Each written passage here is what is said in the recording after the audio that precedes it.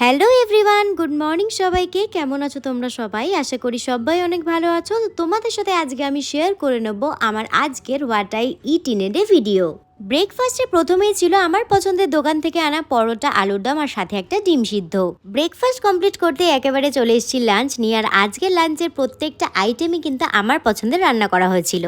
By the way, আজকের chicken কষাটা কিন্তু আমি রান্না করেছিলাম। আর এর কালারটা দেখে তোমরা তো বুঝতেই পারছো যে লাল লাল ঝাল ঝাল দুর্দান্ত টেস্ট হয়েছিল আজকের চিকেন কষাটা।